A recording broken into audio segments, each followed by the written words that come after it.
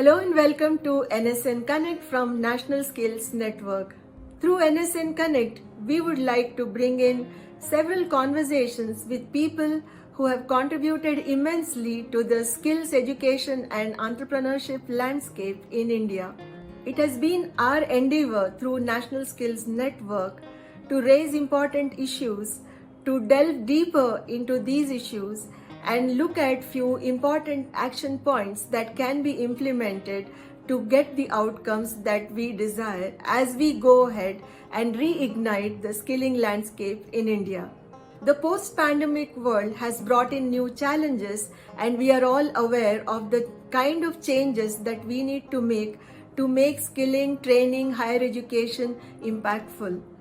So at this juncture, we would like to look at few macro level issues concerning skills, employment and entrepreneurship. We are very excited to launch the first series of conversations with Rajesh A R, CEO, LabourNet. For more than 2 decades, Rajesh has held many leadership roles in the area of education, employability and entrepreneurship promotion with focus on gig staffing, community entrepreneurship development and also resolving issues to help those who are underemployed get decent jobs with decent wages. So let's get started by learning more about how skills connect with work and wages, and what are the implications at socio-economic level, and what are the important aspects at the macro level that can bring in the aspirational value to skilling, wages as we go ahead and reignite the skilling landscape in India.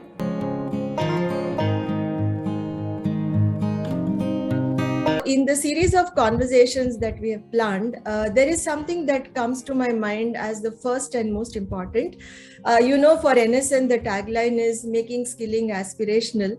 Now, taking this aspirational point and connecting with skills, wages, education and the larger labor market, I have a feeling many people don't understand the labor market dynamics at the point in time where they're supposed to understand. Let us say even students and parents, I think, should know about at least some bit about labor market dynamics. So how do you think we understand this bit about connecting work with wages? I won't say just wages but salaries, so that it goes to an aspirational level. Okay, interesting. So here I think first and foremost, when we talk about livelihoods, it has two big pillars, right? It has a pillar of economic empowerment and it has a pillar of social empowerment. So it is not just only wages, which is an economic growth of a particular person, but it is also the social recognition of that person needs to have. To break it down, let us just take the first pillar, which is the economic pillar. Okay. The enabling livelihood story of a particular individual can be called out in 3 big transitions. Mm-hmm. Okay. The first transition is he's unemployed. How do we get him to a nominal wage?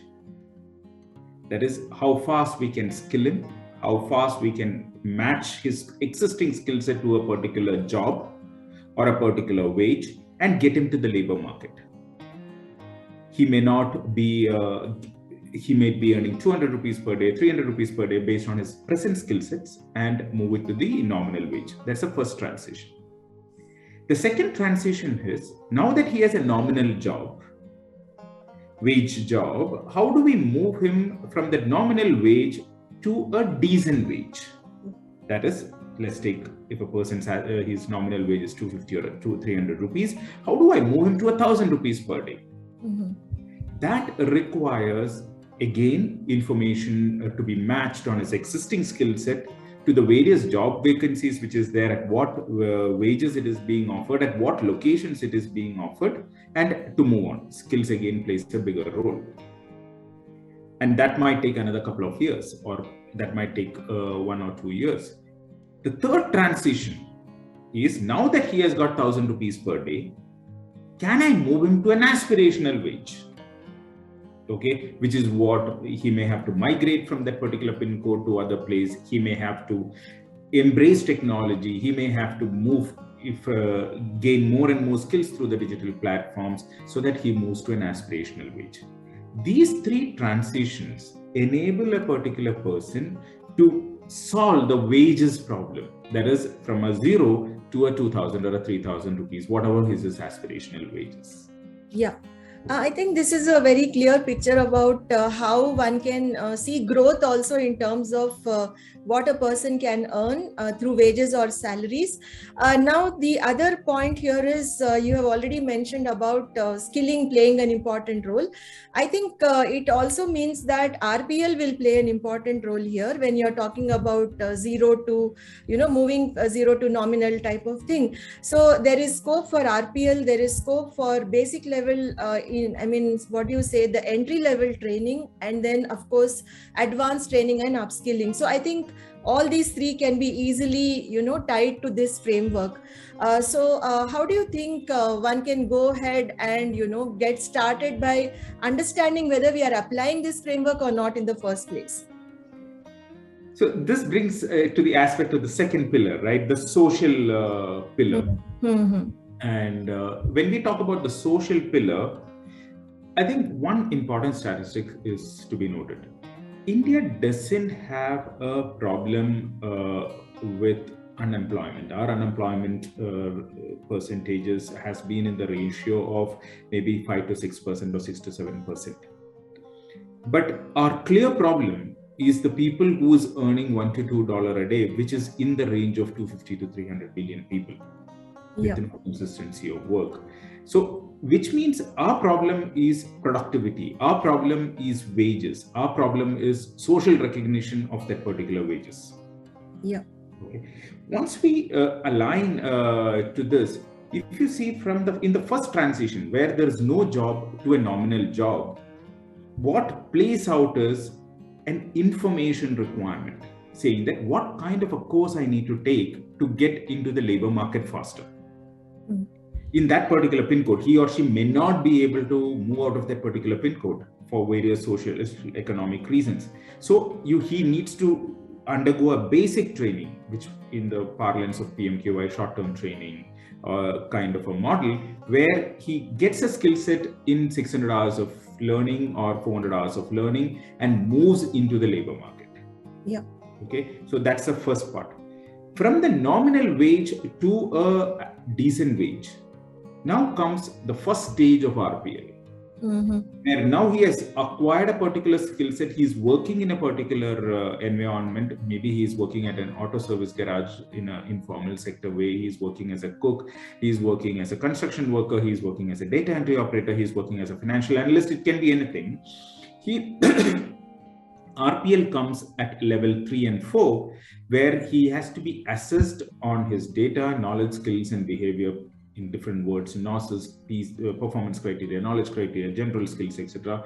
From that base, how do I move him to the next level? How do I build the capacity of that particular person to the next level of wages, which may be from 300 to 400? How do we connect him to the market? How do we develop the skills in a hybrid environment? Once we know his existing skill set, is a second part of it.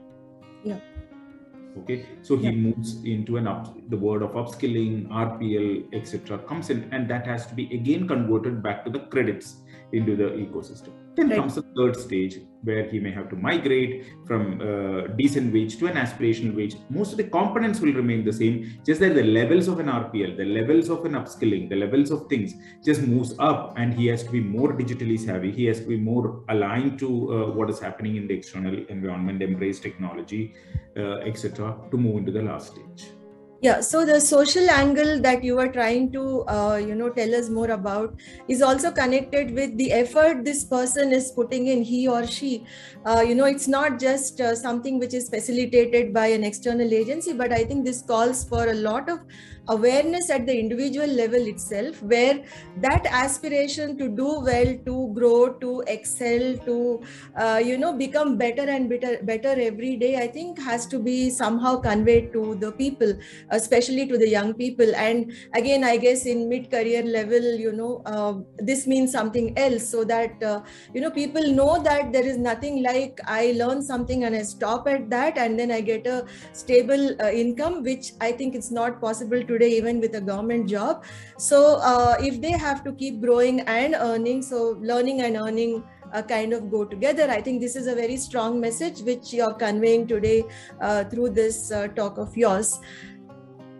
So absolutely. So here, when in the three transitions, right, from no wage to a nominal wage, and nominal to a decent wage, and decent wage to aspirational, the credit system, he is learning, skills are being imparted, knowledge is being imparted. He's learning consistently. How do we convert these knowledge levels and the skill levels and the supervisory feedback as work levels into credits? Mm-hmm. And how do we convert these credits into academic degrees, right? In terms of, can I give him a certification? Can I give him a diploma? Can I give him an advanced degree, associate degree, or can I give him a degree? Is an important element to bring in and social recognition to the same hybrid path of social and economic intersection, which we are talking about for livelihood.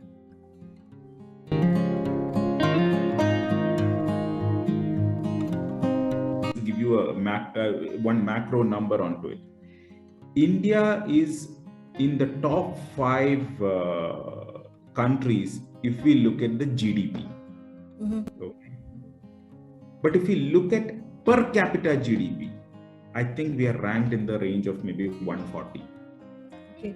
Which means if we try to create a macro solution, I mean, like, okay, we are among the top 5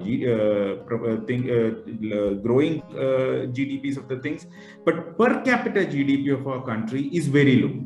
Mm-hmm. Which means it is very important for us to look at a person, an individual, and a family as a unit to understand what is his nominal wage, what is his aspirational wage, what is his decent wage.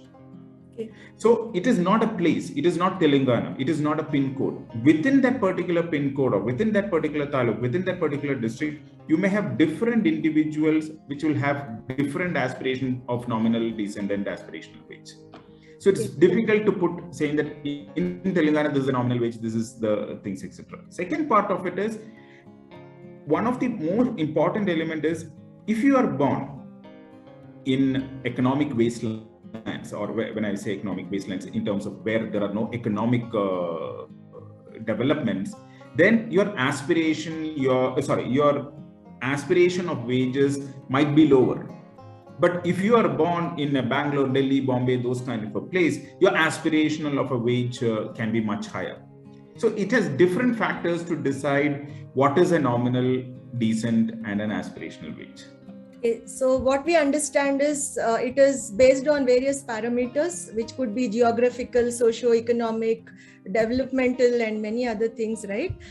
So let's keep that in mind. And I think we will revisit this sometime later when we go into deeper aspects of what we are discussing right now.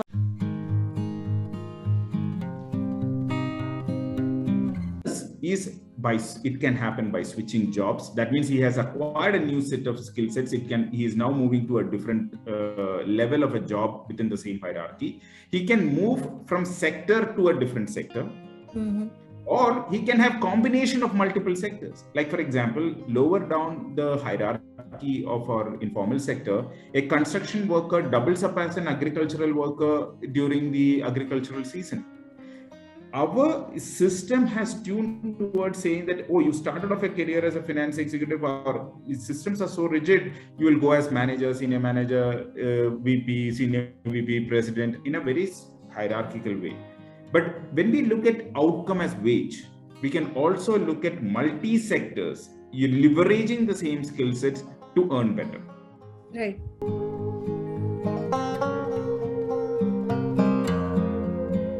So while you were elaborating, you said from decent to aspirational, and you gave a good example of how we are conditioned to a certain career growth, which is, hierarchical, vertical, whereas the lateral or the multi-level kind of exposure to various job roles and all, I think still it is not very much accepted in Indian culture. So I think that's another important aspect which we should be looking upon a little later, and it connects very well with skills. So what I can tell you perhaps is that in my own case, I think I grew in my career, with few basic skills. My PhD, I don't think helped me so much anywhere, except that when I started NSN, I was able to bring in all my PhD research and try to do something with it. But I think I can always vouch for it, saying, yes, it was my writing, communication, design, and all these skills that helped me. And, that's where I am today. So there could be this kind of an example which can be,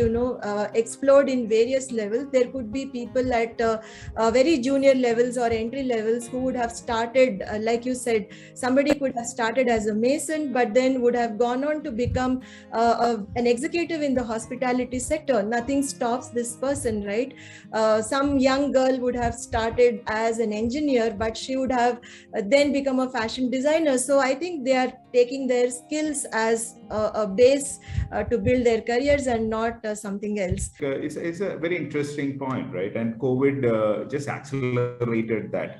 One of my friends, who is the CEO for a leading grocery company in the country, was mentioning that for delivery boys, during COVID times, he was finding electricians and plumbers as delivery boys, and who was delivering in fixed time zone.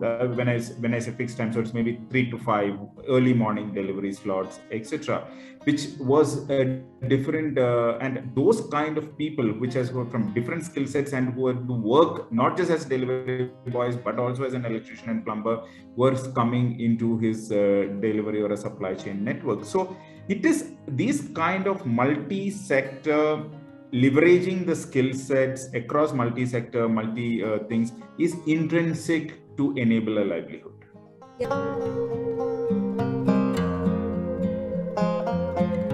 Why does an electrician doesn't get a social acknowledgement, even though he is economically earning? Okay, now when we look at deep roots of our culture or our social structure, I mean, in Hindi, people used to talk about it in terms of in marriage markets, especially from the southern part of Kerala, the Kerala kind of a culture which I come from. The first question in the marriage market they'll ask is, are you a graduate? Are you a postgraduate? And that is an important element for social recognition. Now, look at the statistics. A poor can't afford to spend 3 years or 4 years outside economic, that is into a college and not earning. Yeah. So he or she is pushed out of the college ecosystem, because it's not that he doesn't have an aspiration to get a degree, but he's pushed out of that particular system because he needs to continuously earn. And the UGCs and the AICTs has made it very tighter with a lot of input criteria of attendance and things, etc., which is enabling him to get a degree. So the social part of the story, unless you link wages, which we spoke as nominal, decent, and aspirational, to a social hierarchy of degrees, this will not be able to, the skilling or in terms of what we are speaking about, will not enable a dignified living. It may enable an economic living. But man is a social animal. I mean, we are all social animals. We need social recognition. And we believe that education component is an important element of a social recognition.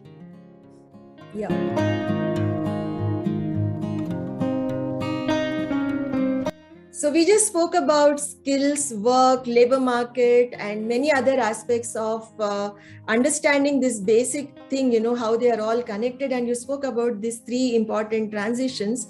So now coming to the implementation part of some of the ideas you shared, because we from NSN are very keen on giving some key action items, as we call them. So what would be your 3 key action items for this particular topic? Students need to look at the market information of where does the wage premium lies.